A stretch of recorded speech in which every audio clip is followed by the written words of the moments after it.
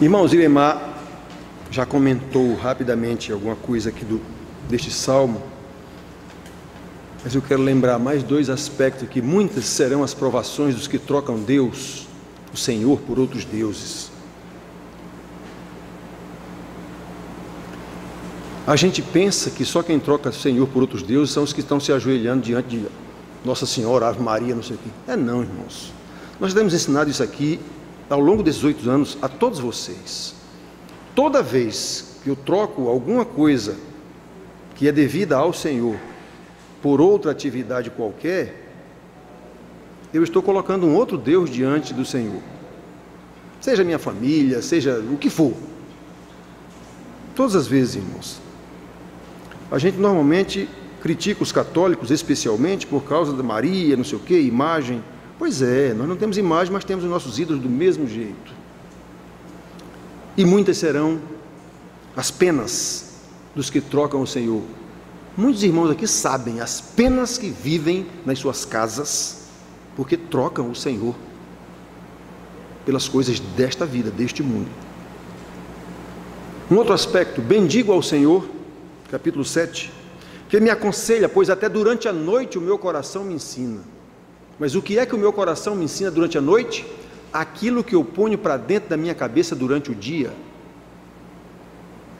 Se eu medito na palavra do Senhor de dia e de noite, como o salmista disse, se eu ando com a palavra do Senhor o tempo todo, é isso que o meu coração vai me ensinar de noite, é com isso que eu vou sonhar à noite.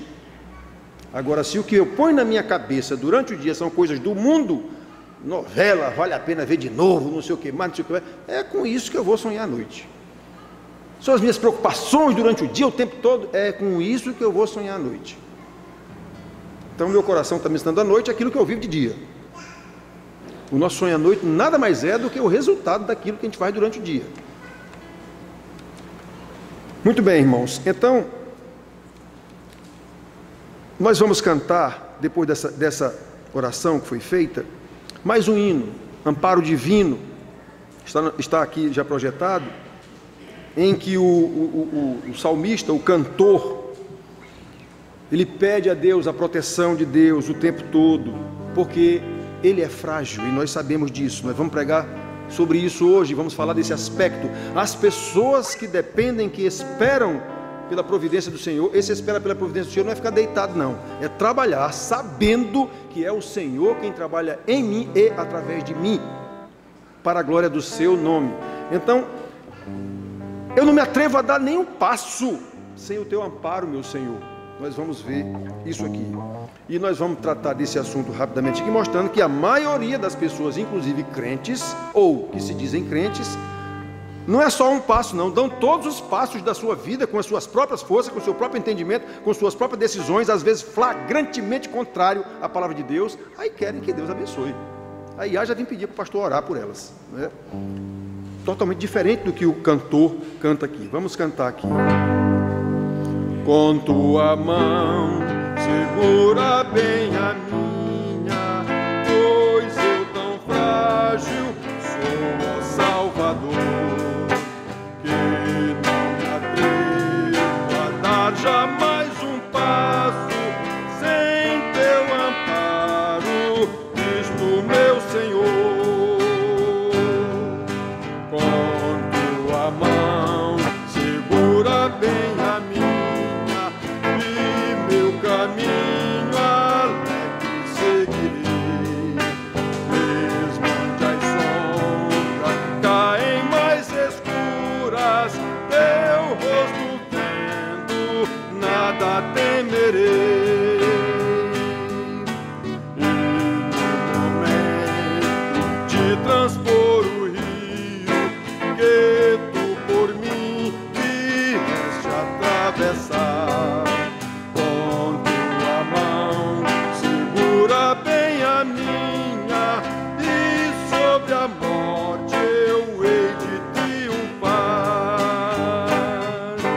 Quando voltares lá do céu descendo, segura bem a minha mão, Senhor, e meu Jesus, conduze-me contigo para onde eu goze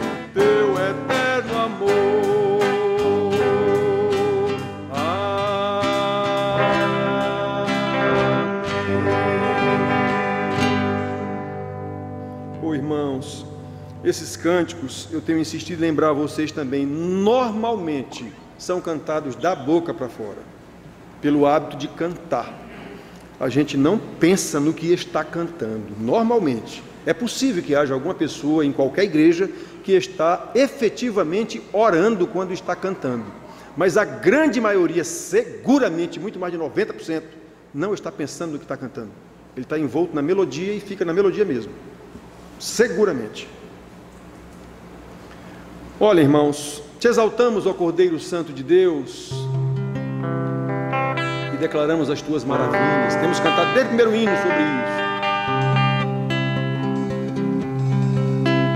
Te exaltamos, ó Cordeiro Santo de Deus, e declaramos as tuas maravilhas. Teu Espírito se manifestará nesses dias, trazendo vitórias nossa vida. Exaltamos, ó Cordeiro Santo de Deus, e declaramos as tuas maravilhas. Teu Espírito se manifestará nesses dias, trazendo vitória às nossas vidas.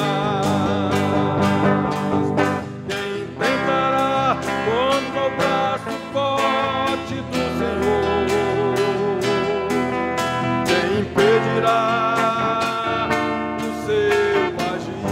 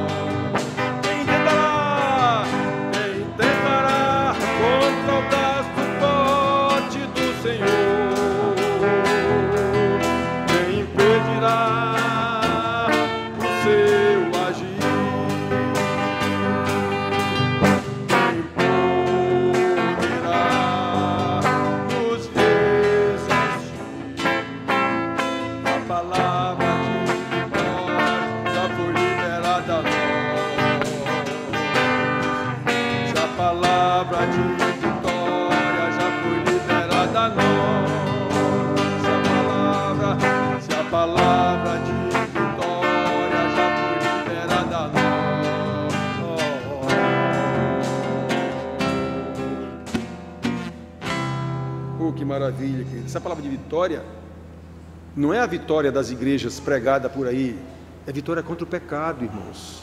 É a vitória da santificação, é a vitória da justificação e a vitória, no nosso caso, a vitória da santificação, é a vitória contra o pecado. Tem nada a ver com minha vida profissional, nada, isso é só consequência.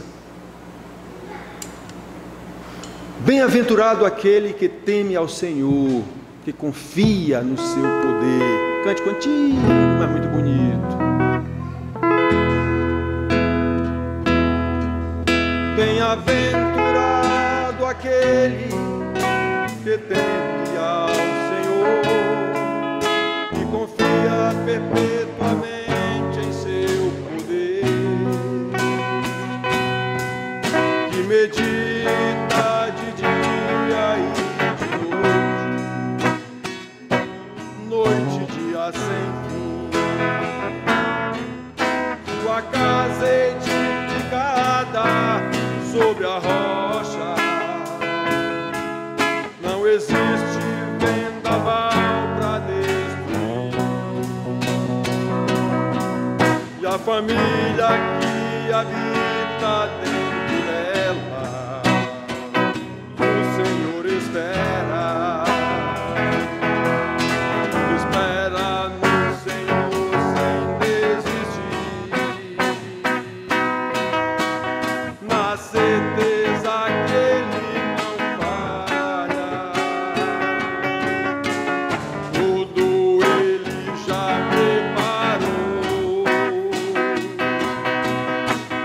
seu amor nunca mudou. Espera no Senhor sem desistir, seu amor nunca mudou.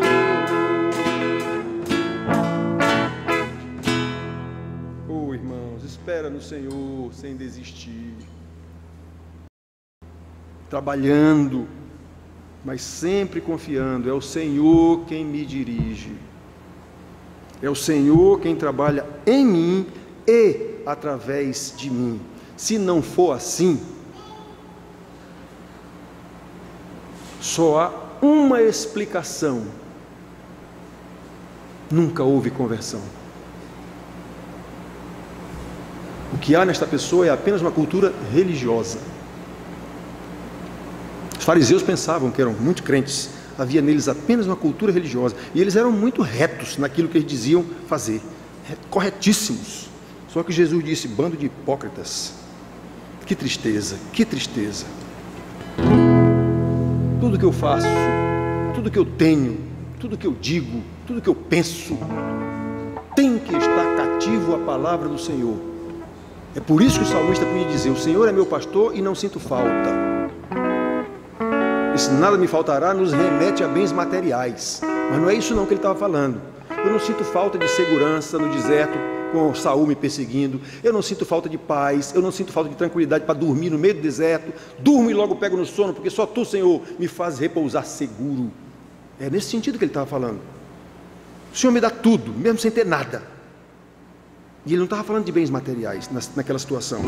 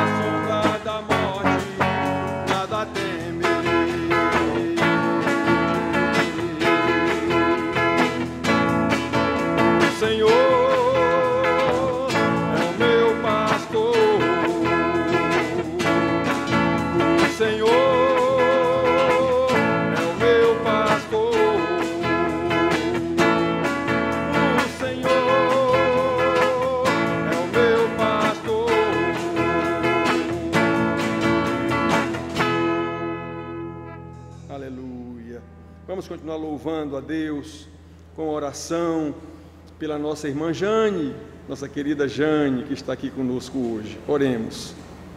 Senhor nosso Deus, nós te louvamos e bendizemos, Senhor, por estarmos aqui nesta noite, para te adorar e exaltar o teu santo nome. Meu Pai. Senhor, nos dá força para entender a tua palavra, Senhor, e colocarmos em prática na nossa vida, para que o Senhor possa se agradar de nós, Pai.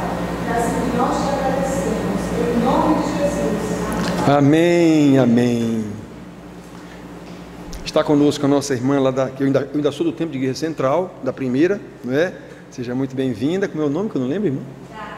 Kátia, irmã Kátia, está nos visitando aqui. Aliás, não é visita, ela entrou aqui hoje, mas ela não é visita não. E está conosco aqui, seja muito bem-vinda, querida. Fica muito alegres com a sua presença aqui no nosso meio. Hoje nós atrasamos mais ainda o início, porque estamos preparando ali, está preparado já, o aniversário de Andriel, que está aí dormindo no colo da mãe. Então, Andriel, eu creio que nunca fizeram uma festinha de aniversário para Andriel, está sendo feito hoje aí. É uma criança que chegou aqui na nossa igreja com a mãe, sozinhos, ninguém trouxe, e estão conosco aqui, já foram batizados e nós estamos ensinando. Precisamos ensinar mais ainda. Eu já pedi às mulheres da igreja que se interessem para ajudar mais Jussara, que Jussara não tem, ela é nova, novinha ainda, não tem um marido para ajudar a criar esse menino. Então, ela precisa da orientação das mulheres da igreja mais experientes e que sabem mais para orientá-la. Eu já falei isso aqui várias vezes na igreja e não tenho visto esse tipo de orientação das mulheres mais experientes, conforme está na Bíblia, que as mulheres mais velhas, mais experientes, devem ensinar e orientar as mais novas. A gente deve fazer isso para ajudar a irmã a criar seu filhinho. Já verificamos que ela tem alguma dificuldade nisso, então a gente precisa ajudar. E ela tem essa dificuldade por falta de orientação, não é? Então, irmãos, vamos falar hoje sobre o remanescente fiel de Deus. Nós vamos ler Lucas, abram aí a Bíblia em Lucas, capítulo 2, do versículo 25 ao 35.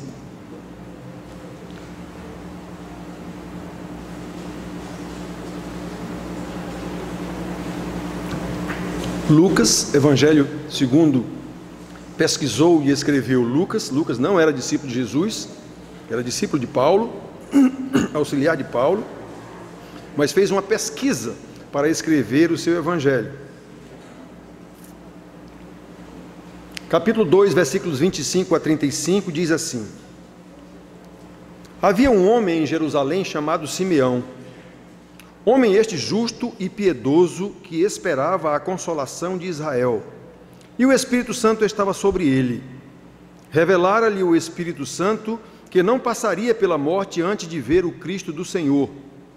Movido pelo Espírito, foi ao templo, e quando os pais trouxeram o menino Jesus para fazerem com ele o que a lei ordenava, Simeão o tomou nos braços e louvou a Deus, dizendo: Agora, Senhor, despedes em paz o teu servo, segundo a tua palavra, porque os meus olhos já viram a tua salvação, a qual preparaste diante de todos os povos, luz para a revelação aos gentios e para a glória do teu povo de Israel.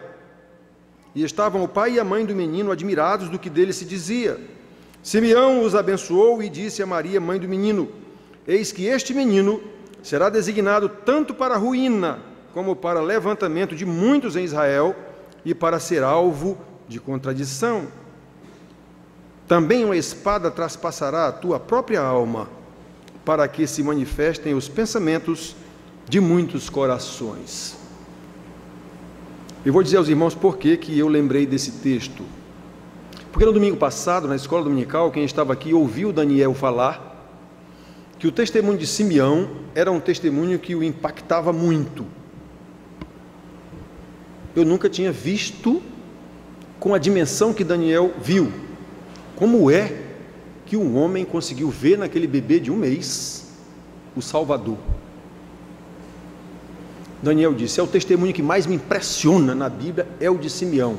Aí eu fui ler e mergulhar mais profundo, a partir da visão que Daniel teve, para falar aos irmãos, e me lembrei do remanescente fiel que Deus prometeu que jamais faltaria em Israel. Alguns irmãos têm discutido comigo aqui sobre se são poucos os salvos ou se são muitos. A Bíblia nos mostra que do povo de Israel, muito poucos foram salvos. Muito poucos. E ao longo da história, e Jesus diz também, poucos são os eleitos. Ao longo da história da Bíblia, como eu disse para vocês, eu duvido muito que haja 10% de crente em qualquer igreja. Em qualquer igreja. A vida das pessoas nos mostram, como Jesus disse, pelos frutos os conhecereis. Então, irmãos, esse trecho que nós lemos aqui é o chamado Cântico de Simeão. Cântico de Simeão. Somente aqui este santo aparece. Em nenhum outro lugar da Bíblia Simeão é referido. Quem é Simeão? Ninguém. Apareceu aqui, nesse trecho de Lucas, e só. Porém, mesmo não tendo muito o que falar deste homem, interessa-nos o seu testemunho, como Daniel viu um testemunho tão profundo deste velho. Como é bom observar a palavra, interpretar a palavra, constatar, comprovar que Deus prometeu que sempre deixaria um remanescente fiel e deixou, especialmente numa situação dessa. Como nosso Deus é maravilhoso. Como é bom saber que em situações as mais desanimadoras, como Israel estava vivendo,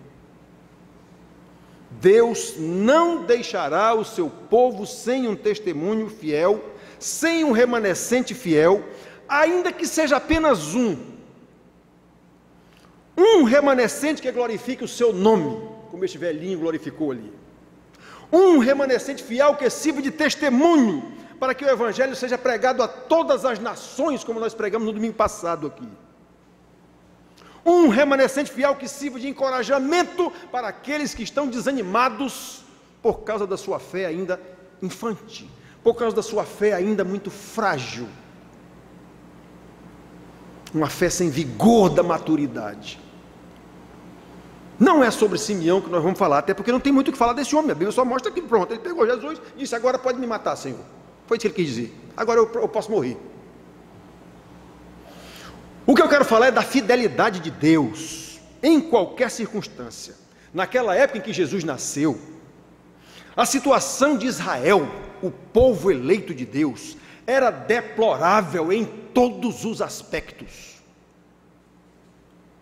Há muita coisa que a gente não entende na Bíblia, e não entende porque os pastores não ensinam, que a gente não tem condição de entender, porque não sabe qual era a situação do povo ali em Israel.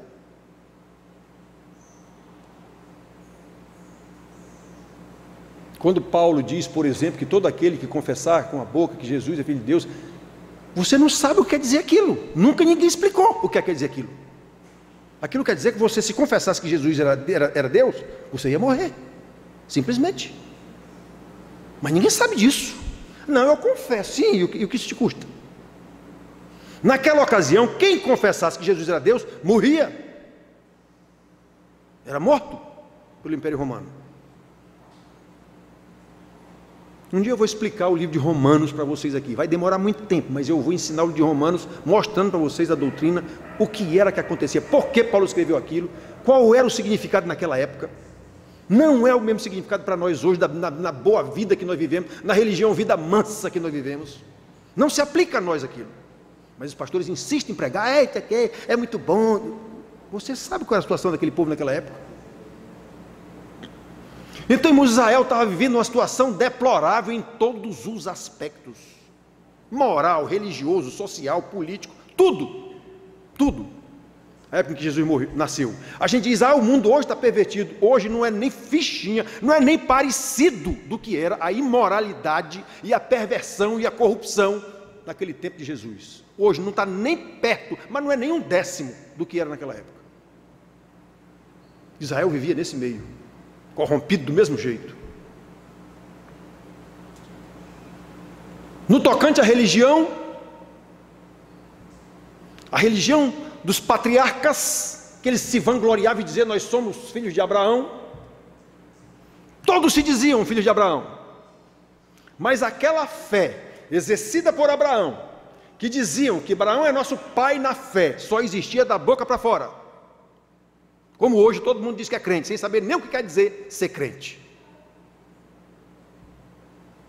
Existia só nas palavras.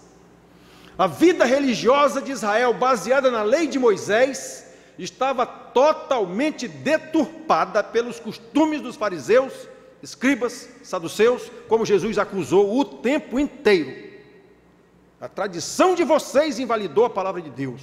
Jesus disse o tempo inteiro, todo o ensino de Jesus, como eu já disse para vocês aqui, era um contraponto ao ensino dos fariseus. Todo o ensino de Jesus aos seus 12 discípulos, foi isso que ele veio fazer aqui antes de morrer, ensinar os seus 12 discípulos, era em contraponto ao que eles já haviam aprendido com os fariseus. Não é assim não, não é assim não.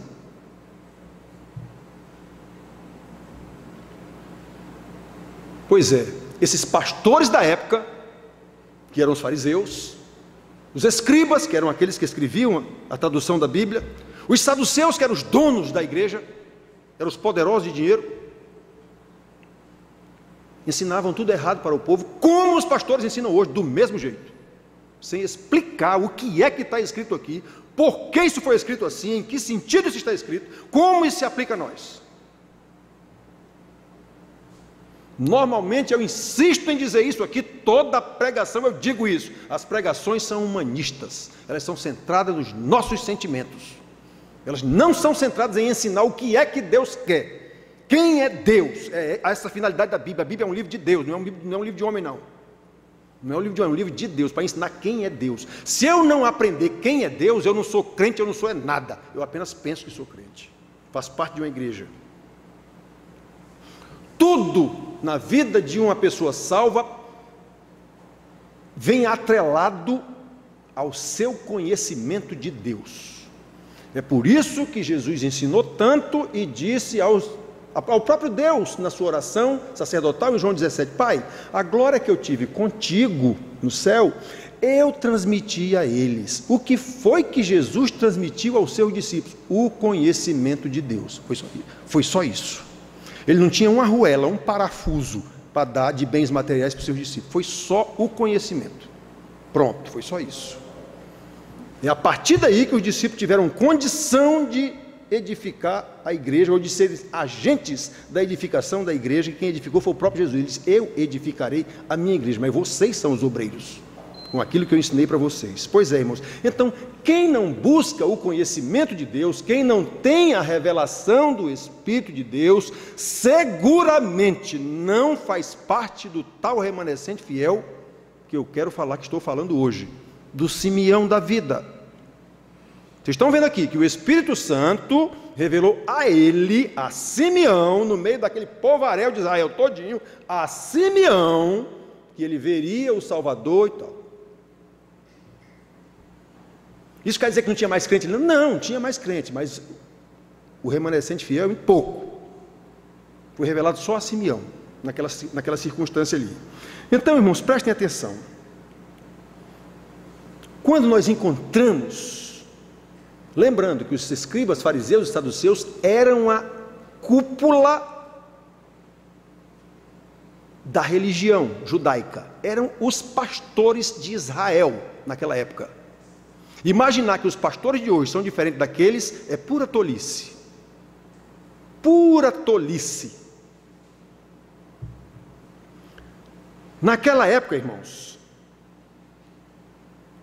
quando nós encontramos, vendo na Bíblia, um santo como Simeão, no meio de um quadro tão perverso em que Israel estava imerso, como isso nos encoraja? Por saber que o Senhor Deus jamais se deixará ficar sem um testemunho fiel. Preste atenção, irmãos. Por menor que seja a nossa igrejinha, como eu chamo aqui carinhosamente, por mais que muitos irmãos demonstrem total desinteresse, muitos que eu digo é a grande maioria dos poucos que nós já temos aqui, a grande maioria demonstra total desinteresse em aprender quem é Deus, em aprender a palavra de Deus. Nós temos ensinamento aqui na quarta-feira, no sábado à noite e na escola dominical. Vocês sabem quantas pessoas tinha na escola dominical hoje de manhã aqui? 8.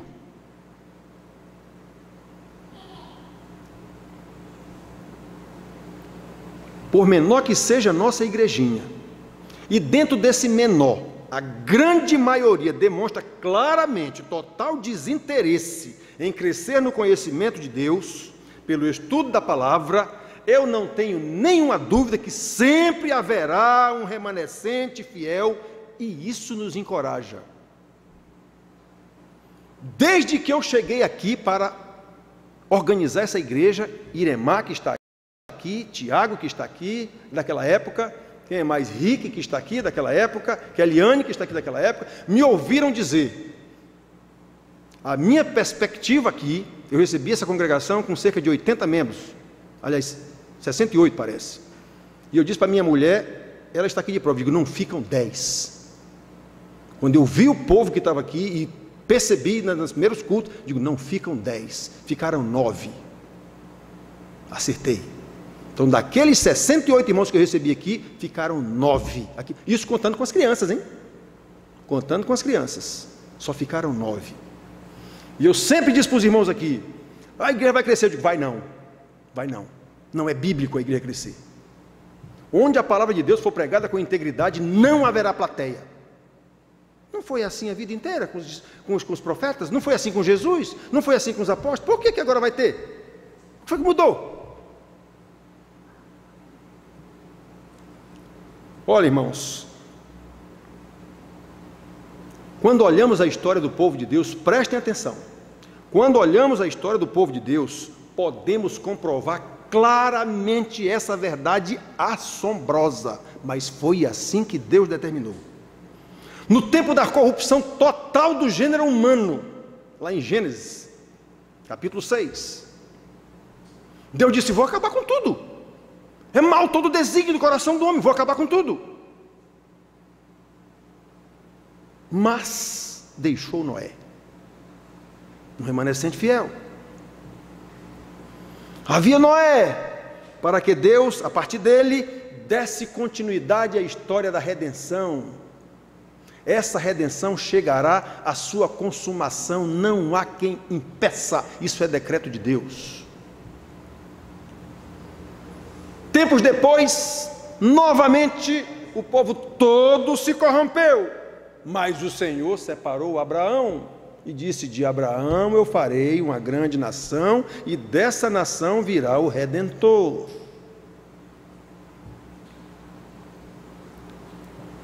Estabelecido o reino de Israel, nós vimos a corrupção aumentando, reino após reino, Davi, Salomão, Roboão, seus filhos, a divisão do reino, o reino do norte totalmente depravado, todos os reis do reino do norte foram totalmente depravados, e chegou ao cúmulo da depravação no reino de Acabe,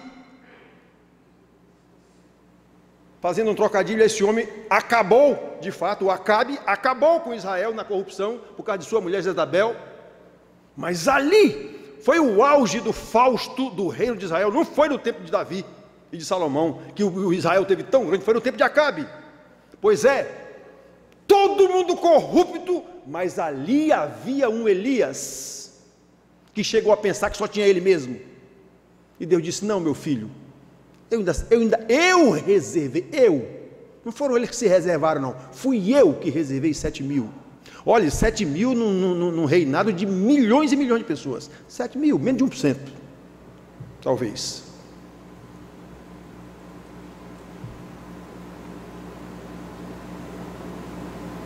Esse rei Acabe foi, pelo que eu vejo lendo os reis de Israel, o pior dos reis de Israel.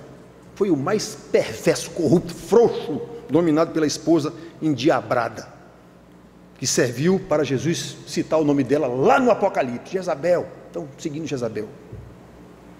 Olha como essa mulher foi perversa, má. Destruído o reino do norte. Deus destruiu o reino do norte através da Assíria. Vocês sabem dessa história aqui? Quantas vezes já contamos?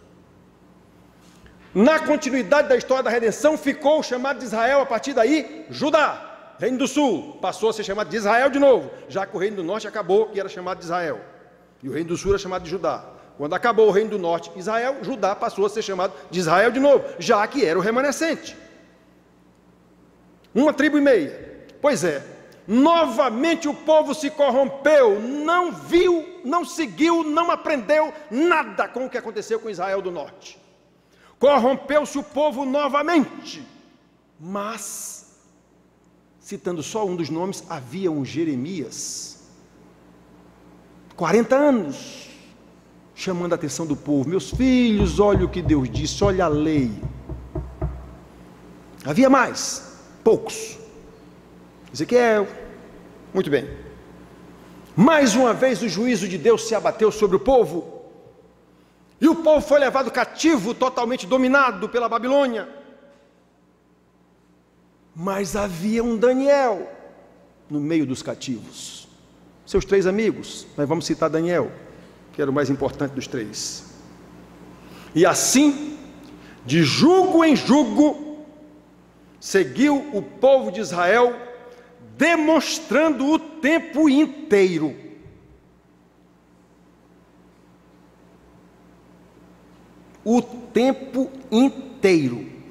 a sua infidelidade, a sua rebeldia contra Deus, que os livrou lá do Egito, que lhes deu uma lei, que lhes deu sacerdotes para lhes ensinar essa lei, que lhes deu profetas para lhes chamar a atenção, e não adiantou nada, porque Deus já havia dito a Moisés: esse povo não obedecerá a minha lei.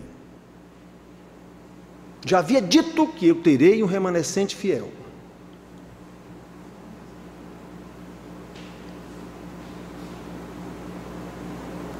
Os verdadeiros crentes, irmãos,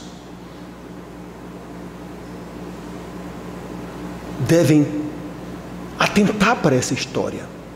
Seguimos até aqui e chegamos no ponto da nossa leitura.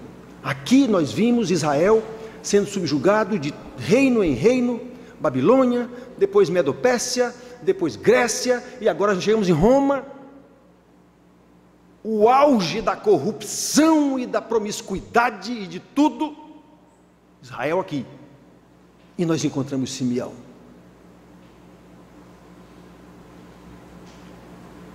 Um quadro de uma Jerusalém subjugada, totalmente imersa num mundo corrupto e depravado pela cultura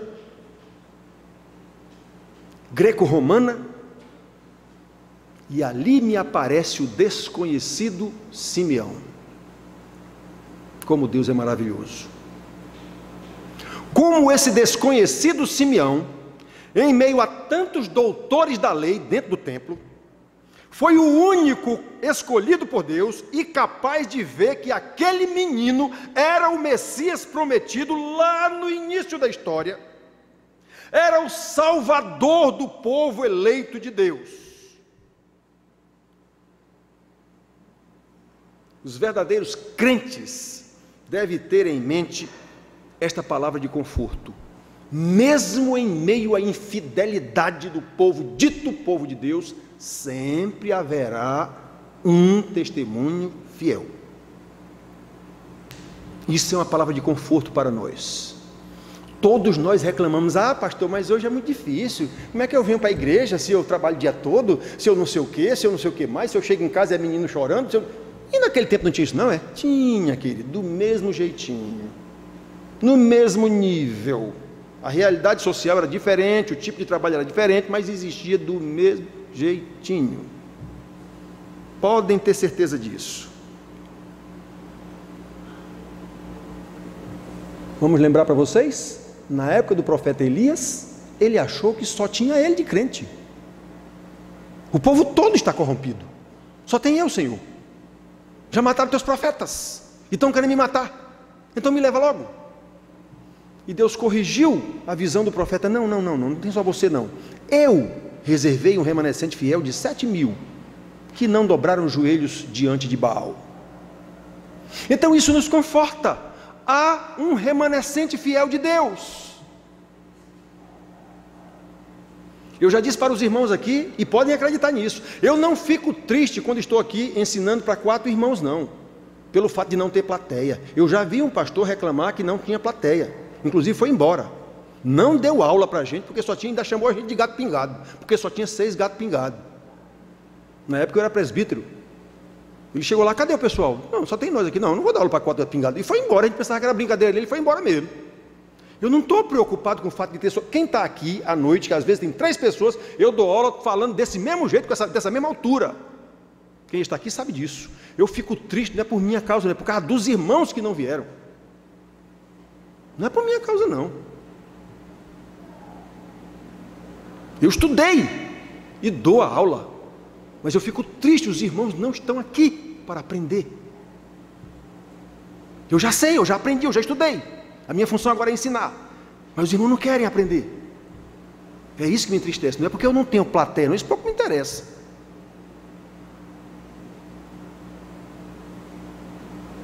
Pois é, irmãos, Elias, já naquela época lá do rei Acabe, pensava que só ele era crente. Não era só ele não, mas tinha só um tantinho assim, comparado à vastidão de Israel na época, tinha só um tantinho assim, que Deus disse, eu separei 7.000.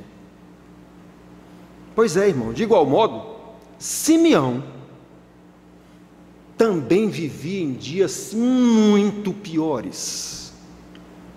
Olha, irmãos, naquele tempo, a remuneração de um trabalhador, chamado jornaleiro, que era o trabalhador diarista, Jesus fala tanto dos diaristas, certo dono de um vinha, foi lá na praça chamar uns caras para trabalhar, estão lembrados? Pois é, esses caras eram judeus, Jesus estava falando para judeus, de judeus, sobre judeus. Pois é, o trabalho de um trabalhador diarista, ou um jornaleiro, como a Bíblia fala, mal dava para ele comer.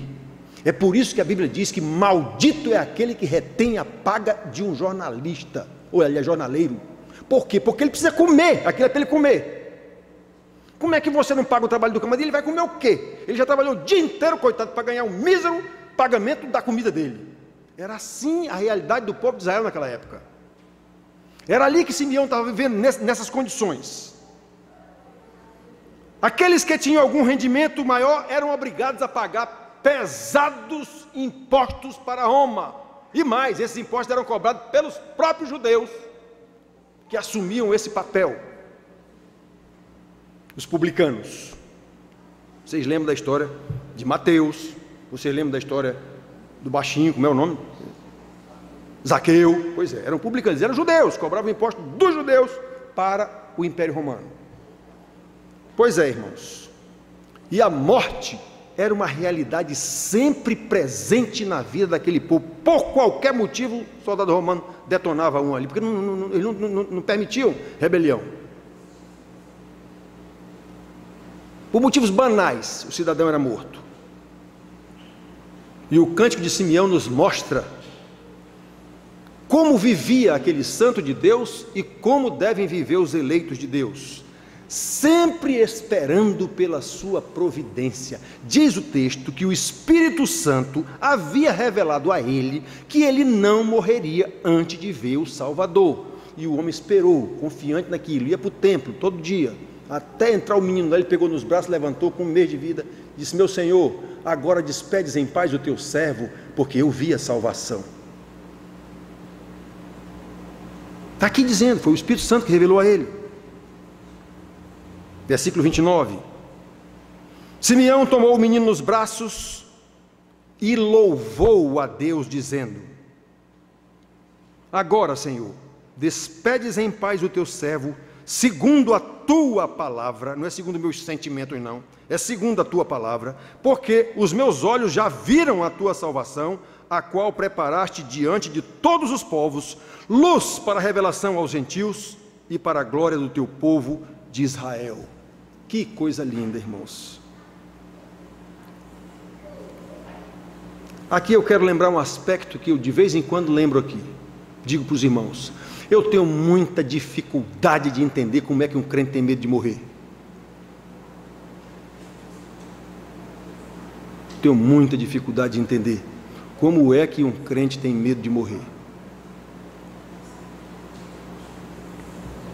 Será que essa pessoa não sabe que morrer significa ir para o céu e encontrar-se com o seu Senhor, com o seu Salvador? Será que essa pessoa tem convicção da sua salvação? Não tem.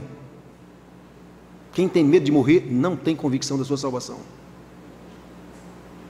E o mais grave, quem não tem convicção da sua salvação não é salvo. Porque a palavra diz, o Espírito Santo testifica com o nosso espírito que nós somos filhos de Deus. Romanos 8,16. Olha, irmãos, ao longo da minha vida de velho, como eu costumo dizer para vocês aqui, eu vou fazer 60 anos esse ano, eu só ouvi 2 pessoas no leito da morte louvarem a Deus, dizendo que estavam indo para o Pai. Uma foi o meu pai, eu era ainda criança, 11 anos. Hospital de padres, freiras, a minha cidade é tudo de padre e freira, Bragança, tudo é de padre e freira, hospital grande, e as irmãs, a gente chama de irmãs freiras, viram que o papai estava morrendo, consciente, mas já sabiam que ele já estava morrendo, e chegaram lá, seu José, o senhor quer que a gente reze? Eu estava presente. Ele disse, não, irmã, faz tempo que eu estou aqui orando ao meu Deus, porque eu sei que eu já vou me encontrar com Ele. Eu ouvi isso do meu pai, eu tinha cerca de 11 anos. E a segunda vez que eu ouvi isso, pasmem, de 11 anos até 55 mais ou menos, foi Evani, irmã que Rick conheceu. Quem mais aqui conheceu? Margarete, se Edna tivesse aqui, ela também conheceu, da Igreja do Bairro dos Estados. Eu acompanhei essa irmã até ela morrer. Ela pediu para eu acompanhá-la. Ela não quis o pastor dela, eu já estava aqui, ela quis que eu fosse. E eu perguntei para a irmã, na hora de morrer, a irmã sabe que está morrendo? Sei. Ela já não falava mais, mas respondeu o que eu perguntei. Quando eu cheguei lá, as enfermeiras disseram, ela não interage mais. Eu digo, mas ela vai falar comigo. Porque eu tinha essa certeza, eu não sei, mas eu tinha. Digo, ela vai falar comigo. Peguei na mão dela e disse, Evani, é o pastor Juarez. Entre um suspiro e outro, ela estava morrendo já. Desse jeito, até dar outro suspiro, ela dava agonia em mim. Ele disse, eu sei. Eu digo, oh, meu Deus. Ela respondeu, disse, você sabe que está morrendo? Sei. Você está com medo? Não. Disse, eu vou ficar com você aqui, minha filha. Eu vou estar com você aqui até você morrer. Você sabe para onde vai? Ele respondeu, para o Pai. Aí eu comecei a chorar. Fiquei lá com ela até ela morrer. Só ouvi isso na minha vida de velho, de 60 anos, 2 vezes. Meu pai e esta moça. As outras pessoas que a gente acompanha, é um pânico na hora de morrer, não quero morrer, não quero morrer, não quero morrer, é a dificuldade maior do mundo. Por que não querem morrer? Porque sabem que vão se encontrar com o juiz, que eu preguei domingo passado. E sabem que o seu julgamento não é nada bom.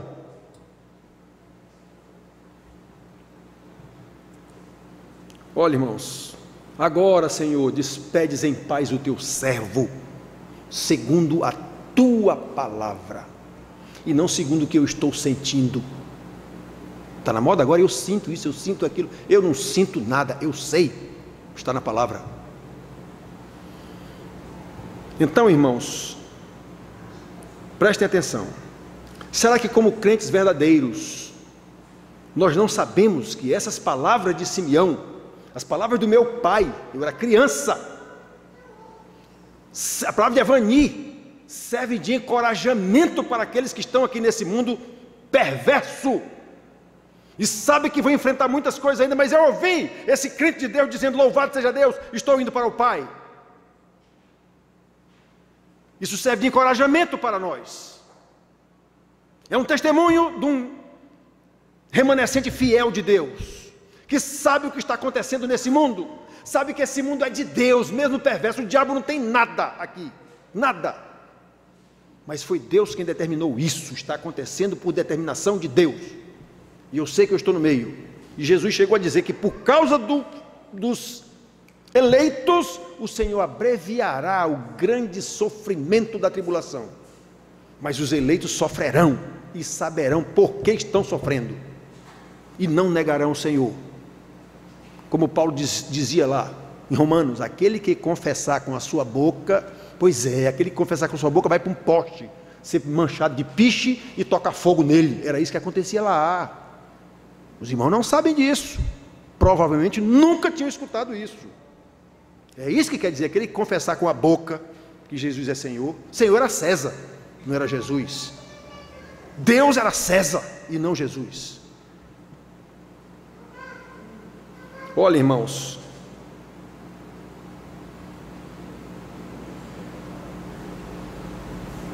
certamente essas palavras confortaram muito o próprio José e Maria, que viviam em estado de pobreza.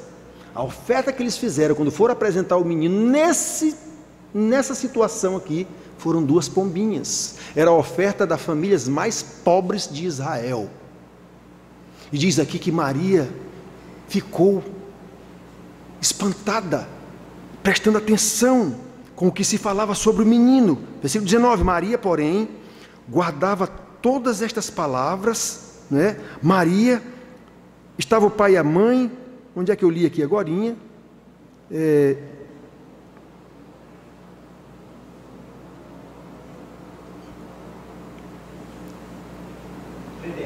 34, né?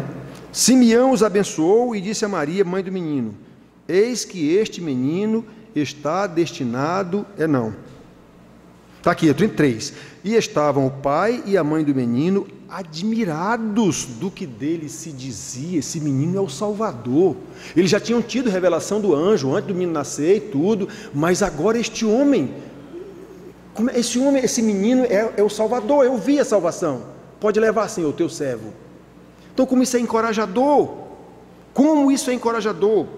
que segurança aquele velho Simeão passou a eles, diante das dificuldades pelas quais eles passavam. Mas há ainda mais um detalhe que eu quero lembrar sobre esse testemunho de Simeão. Nós sabemos, a Bíblia nos diz claramente, que o Senhor não abandona a sua criação. Ele chega a dizer a Israel: olha, se alguém for capaz de mudar a cor do etíope, que é negro da cor de carvão, se alguém for capaz de mudar as pintas de um leopardo, então vai ser capaz de mudar o plano que eu fiz para vocês. Ou seja, ninguém pode mudar isso. Em outra ocasião ele disse: se alguém puder mudar um dia que vem após uma noite, que vem após um outro dia, se alguém puder mudar isso, então também poderá mudar o amor que eu tenho por vocês. Ou seja, isso é imutável, meu irmão. A decisão de Deus é imutável. Deus não abandonou a sua criação, muito menos os seus eleitos, que são seus agentes na redenção de toda a sua criação, em especial na redenção dos seus eleitos, através da pregação da palavra do Evangelho de Jesus Cristo. Observe como aquele velho homem, naquela situação, foi o único a receber e transmitir a revelação do Espírito Santo. Simeão teve uma visão extraordinária ali. Ele viu os ofícios de Jesus antes mesmo de Jesus ainda era um bebê de 11 anos, de um mês. Antes do Evangelho ser pregado, o homem viu.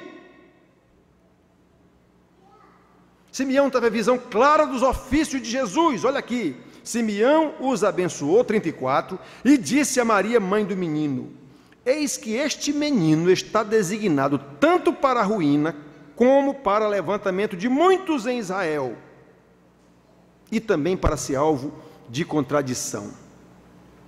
Irmãos, aquele santo de Deus soube ver e interpretar corretamente que Jesus era o Messias prometido lá, muito mais de 1000 anos atrás. Ele sabia. Aquele que seria luz para a revelação aos gentios, observem isso aqui: luz para a revelação aos gentios e para a glória do teu povo Israel. Ou seja, o velho profeta, a ele foi revelado que Jesus não era Messias apenas de Israel, também dos gentios, coisa que sequer passava pela cabeça dos israelitas. Eles achavam que só eles, descendentes de Abraão, eram povo de Deus. Pois é, o velho recebeu a revelação. Não são só vocês, não é só Israel não, Senhor. Ele glorificou a Deus por isso. Não é só Israel não, esse menino será luz também para os gentios. E aí nós entramos. Como é que os escribas, fariseus, saduceus, versados na lei de Moisés, não tiveram tal revelação? Nem mesmo sobre o Messias do seu próprio povo. Lembra de João 12? Veio para o que era seu, mas os seus não o receberam. Deus não revelou a eles. A própria Bíblia nos afirma que Deus é soberano e se revela a quem quer. Não é para quem quer e para quem corre, mas para quem Deus usa de misericórdia. A Moisés lá no Êxodo, e Paulo repetiu em Romanos, ele diz: eu terei misericórdia de quem me aprover ter misericórdia, e terei compaixão de quem eu quiser ter compaixão. Porém, ele nos dá alguns indicativos acerca do comportamento daqueles de quem ele se agrada, acerca da diferença entre aqueles que ele quer e os que ele não quer. E o principal indicativo em todas as Escrituras, ou a principal diferença entre esses que ele quer e os que ele não quer, é a humildade demonstrada por Simeão, a sua total dependência de Deus e da sua revelação. Quão diferente era da arrogância, do orgulho, da soberba, da pretensão dos fariseus, escribas e saduceus. Os doutores da lei, os pastores, que pensam que são alguma coisa mais do que os irmãos. Irmãos queridos, prestem atenção. Quantas pessoas ditas crentes demonstram ser extremamente soberbas, mesmo sem saber, mesmo sem discernir isso, extremamente orgulhosas, arrogantes, no momento em que não se humilham diante da palavra do Senhor falada pelo pastor, explicada pelo pastor, mesmo que compreendam racionalmente isso que o pastor está dizendo. Você entendeu isso? Entendi, mas não vou obedecer a si mesmo. Meu Deus do céu, quantas vezes eu já ouvi isso de irmãos aqui da igreja.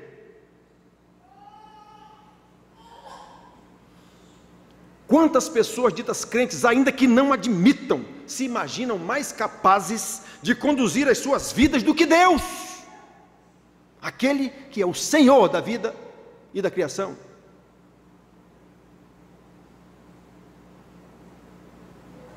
Já houve pessoas com problema de casamento, mas eu vou fazer assim, mas Deus disse para você fazer assim. Não, mas eu acho melhor fazer assim. Quer dizer que você sabe mais do que Deus conduzir o seu casamento, é isso? Quer dizer, essa pessoa não percebe o quanto ela está sendo arrogante. Eu sei conduzir meu casamento melhor do que Deus, mas você não está vendo que está dando errado. Mas eu prefiro conduzir assim. Meu Deus do céu, eu só falto enlouquecer quando acontece um negócio desse.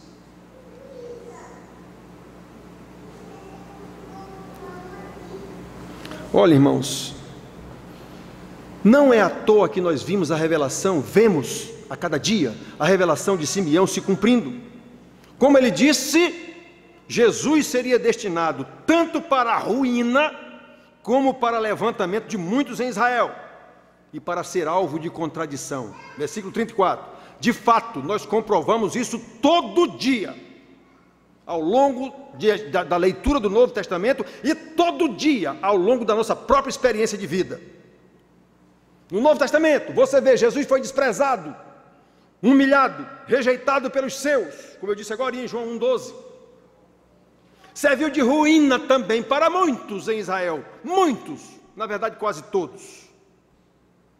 Assim como a história do passado, a do presente, do passado lá em Israel, a do presente na igreja é a mesma coisa. Nós vemos Jesus servindo de ruína para muita gente que não obedece a sua palavra. E não obedece porque não quer. nós vemos essa ruína na continuidade da vida de muitos irmãos em qualquer igreja. Qualquer pastor sabe disso.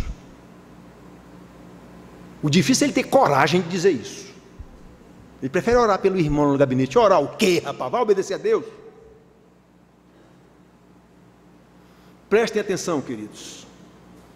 Se fazemos parte do remanescente fiel que Deus deixou neste mundo perverso, nós precisamos aprender com esse testemunho desse velho desconhecido e reproduzir essa revelação de Deus na nossa vida. Se fazemos parte do remanescente fiel de Deus, nós precisamos saber ouvir, ver, discernir, interpretar, obedecer a palavra de Deus e comunicar estas verdades a outras pessoas, como o velho fez, especialmente aquelas com as quais nós convivemos, a nossa casa.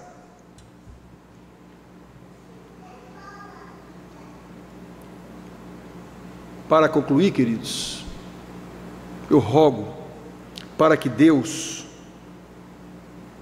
para que nós, mesmo sendo minoria, esse remanescente fiel, remanescente já está dizendo, a palavra remanescente já é sinônimo de minoria, é resto, remanescente é restinho, certo? Apodreceu todo o balaio de laranja, mas tem um remanescente ainda aqui, tem 2 laranjas que não apodreceram. No meio desse balaio de 100, tem 2 aqui que não apodreceram. Então esse é o remanescente. Então, esse remanescente, mesmo sendo minoria em todos os lugares, inclusive em qualquer igreja, que esse remanescente de fato seja santo, santo de Deus, como esse velho desconhecido Simeão.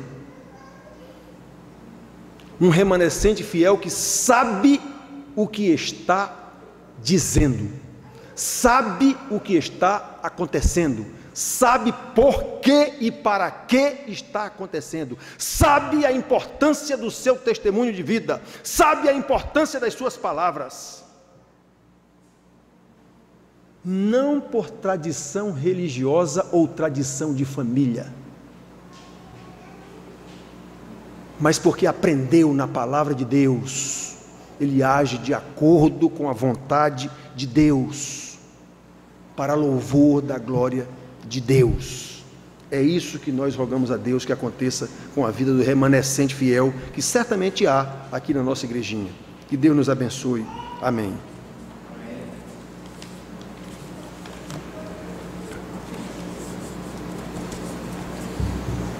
Há uma segurança tenho em Jesus, pois nele gozo paz, vida e luz. Com Cristo herdeiro, Deus me aceitou mediante o Filho que me salvou. Aí olhem só o que acontece com isso. Conto essa história, que Cristo na cruz morreu por mim. Então repare, quando eu sei essa revelação de Deus, eu vou viver de acordo com essa revelação e vou contar isso. É isso que é pregar o Evangelho. Somente isso. É viver a salvação e dar conhecimento dessa salvação a outras pessoas. É só isso que é pregar o Evangelho. Quem ensina é pastor. Quem prega para povos distantes é missionário. Isso é dom. Isso é dom. O papel da igreja é simplesmente viver como crente e dar testemunho da sua salvação. É só isso. Você não acha, eu já disse para vocês aqui, vou repetir, você não acha ensinamento no Velho Testamento, nenhum ensinamento no Velho Testamento, para Israel ir pregar para outras nações. Israel tinha que ser apenas exemplo para as outras nações. Do mesmo jeito, você não acha nenhum ensinamento no Novo Testamento para a igreja pregar em canto nenhum. Todo o ensinamento é para a igreja viver em santidade de vida. Quem pregava eram os pregadores, eram os missionários. Muito bem, vamos cantar então, que segurança tem em Jesus. Cadê meu violeiro?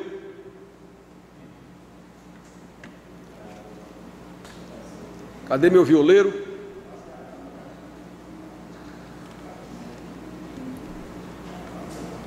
Olha, irmãos, coisas simples. Prestem bem atenção, viu? Que tem gente aqui envolvida nisso. Coisas simples. O aniversário de Andriel, como eu disse para vocês no início, é um menino que apareceu aqui com a mãe dele, mora numa casa muito pobre, no bairro aqui, Padre Zé, sei lá como é o nome, né? Ela não quer nem que a gente vá na casa dela, porque a situação lá não deve ser muito boa, que ela não quer, que o pai não quer que a gente vá, já foi perguntado, tudo. Muito bem. Aí nós resolvemos fazer um aniversário para esse menino que certamente ele nunca teve. Mas isso não pode ser mais importante do que o culto. E está sendo, desde o início. Então são coisas simples que a gente põe adiante do que é mais importante.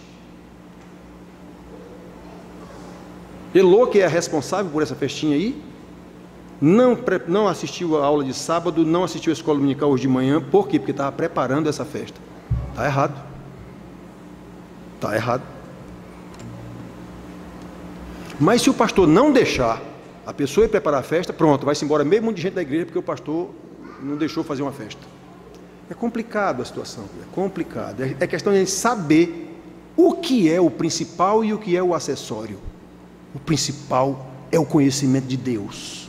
O resto a gente faz depois.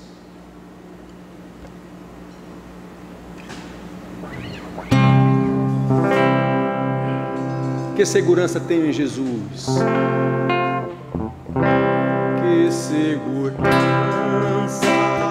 tenho em Jesus,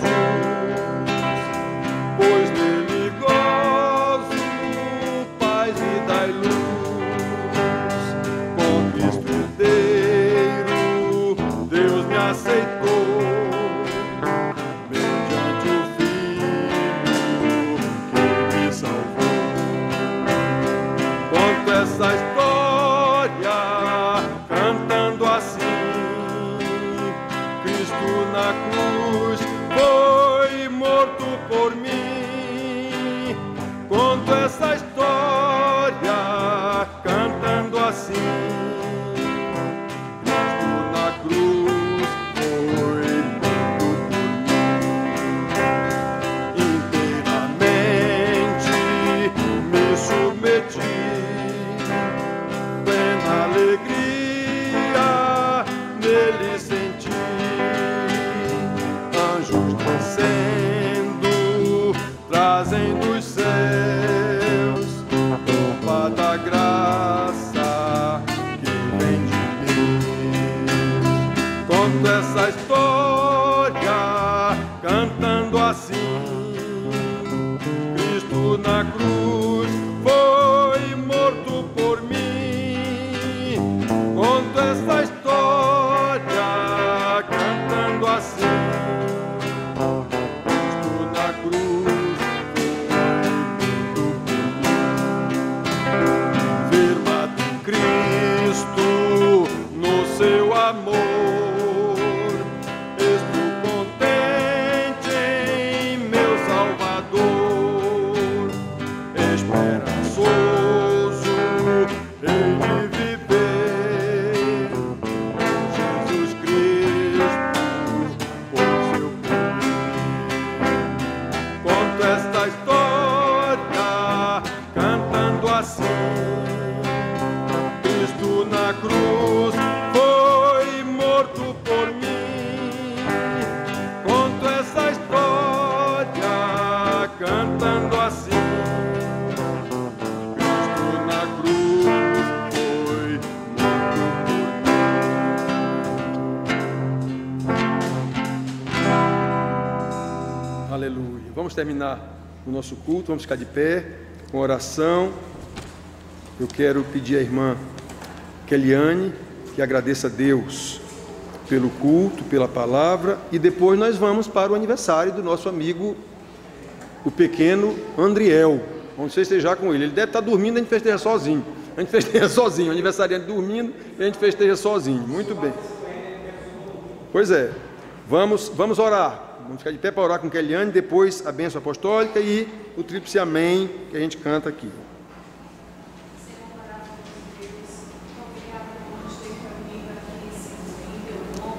Para ouvir a tua palavra, para aprender de ti, Senhor. Nós te agradecemos imensamente, Senhor, por tudo que foi exposto, por tudo que foi ensinado, e que, Senhor, nós passamos parte do remanescente de Deus. Meu Deus, tem misericórdia de nós, Senhor. Está no seu coração, Senhor. e aquelas pessoas que guardarão até o fim, Senhor, a tua palavra, o amor pela tua salvação, Senhor, que foi tão grande por nós. Senhor, nos despede em paz para os nossos lares, nos dá uma semana, Senhor, de trabalho, de meditação na tua palavra, uma semana, Senhor Jesus, e presença tua. Oh, meu Deus. Jesus, muito obrigado por tudo. Amém. E a graça do nosso Senhor Jesus Cristo, o nosso querido Salvador, o amor de Deus, o nosso eterno Pai, que em Cristo nos salvou, a comunhão do Santo Espírito que em nós habita e nos conduz em santidade de vida, seja com todos vós, Igreja de Deus aqui reunida, hoje e sempre. Amém.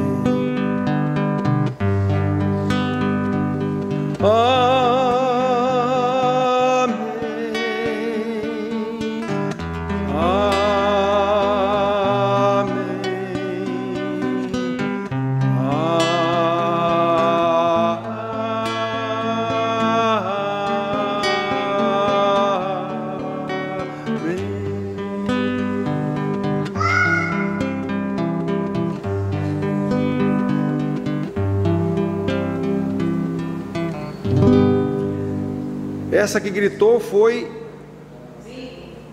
Ah, foi Igor? Eu pensava que tinha sido Débora. Louvado seja Deus, queridos. Vamos agora participar da festa do nosso amigo Andriel.